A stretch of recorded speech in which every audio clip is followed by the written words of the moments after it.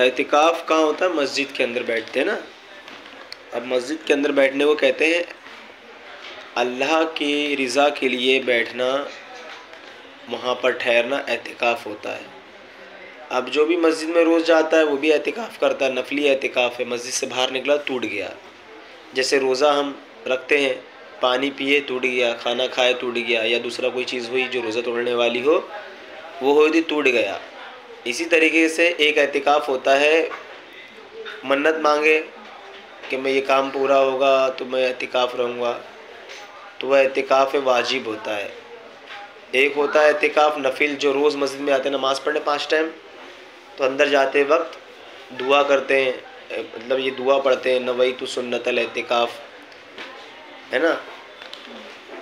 तो वो जब तक आप बाहर नहीं निकलेंगे वो एतिकाफ़ टूटेगा नहीं। अंदर रहेंगे तो क्या होगा, मस्जिद के अंदर वो एतिकाफ़ में है और सवाब भी मिलता रहेगा। एक एतिकाफ़ होता है रमज़ान में, रमज़ान है अभी, है ना, रमज़ान में।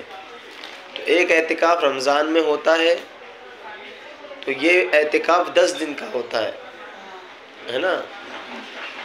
और ये मसनून है, सुन्नत है, समझ में आया। तो ये एतिकाफ़ के बारे में बता रहा हूँ, इसको ध्यान से सुनो। पहले तो एक चंद चीज़ें सुन लो, एक मसला सुन लो। मस्जिद के अंदर खाने पीने और सोने की इजाज़त नहीं होती। मस्जिद के अंदर हम खा भी नहीं सकते, पी भी नहीं सकते, सो भी नहीं सकते, क्योंकि मस्जिद काहे के लिए होती है? इबादत के लिए। नमाज, कुरान, दुआ, मतलब इबादत करी जाएगी उसके अंदर। वो सोने की जगह नहीं है, ना वो होटल है, कुछ नहीं है। वो सिर्फ़ और सिर्फ इबादत की जगह है। क्या है? इबादत की जगह है, तो उधर इबादत ही करना चाहिए। मगर एतिकाफ़ की नियत करने के बाद अब ज़िम्नन खाने पीने और सोने की भी इजाज़त हो जाती है, क्योंकि इसलिए मोतकिफ़ दिन रात मस्जिद में ही रहे, वहीं खाए पिए और सोए। और अगर इन कामों के लिए मस्जिद से बाहर होगा तो एतिकाफ़ टूट जाएगा। यानी खाने के लिए बाहर गया तो टूट ही जाएगा। भाई खाने की चीज़ें तो मस्जिद में आ सकती है ना, क्योंकि वो 10 दिन मस्जिद में रहेगा, तो उसका एतिकाफ़ टूट जाएगा। इसलिए मस्जिद के अंदर देखो एतिकाफ़ रहते हैं तो बहुत से लोग खाना जाके देते हैं, है ना, उनकी इफ्तारी वहीं पहुंचा देते हैं। 10 दिन तक वो अंदर रहेंगे, बाहर निकलते नहीं हैं वो। एतिकाफ़ के लिए तमाम मसाजिद से अफजल मस्जिद हराम है, फिर मस्जिद नबी शरीफ, फिर मस्जिद अक्सा, फिर ऐसी जामा मस्जिद जिसमें 5 वक्त बाजमात नमाज अदा की जाती हो। अगर जामा मस्जिद में जमात ना होती हो तो फिर अपने मोहल्ले की मस्जिद में एतिकाफ़ करना अफजल है।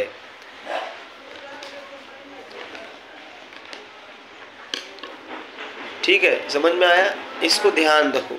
तो एतिकाफ़ जो भी करने जाएगा उसे ये सब चीज़ों का बिल्कुल ध्यान रखना चाहिए कि मस्जिद जो है ये एतिकाफ़ करने के बाद भी उसके अंदर ऐसे काम ना करा जाए जो खिलाफ़ शरा हो और जो मस्जिद का एहतराम ना हो, मस्जिद की बेहुरमती होती हो। क्योंकि हम मस्जिद में जा रहे हैं तो ज़ाहिर सी बात है वहाँ इबादत होती है, तो इबादत ही करना चाहिए। हाँ, अब उधर एतिकाफ़ वाले के लिए क्या हो जाता है, सो भी सकता है ना, खा भी सकता है, पानी भी पी सकता है। अब ऐसा नहीं है कि वो जाकर खाना पीना शुरू कर दे, तो ये नाजायज़ है, सही नहीं है, क्योंकि वो खाने पीने की जगह नहीं है। समझ में आया?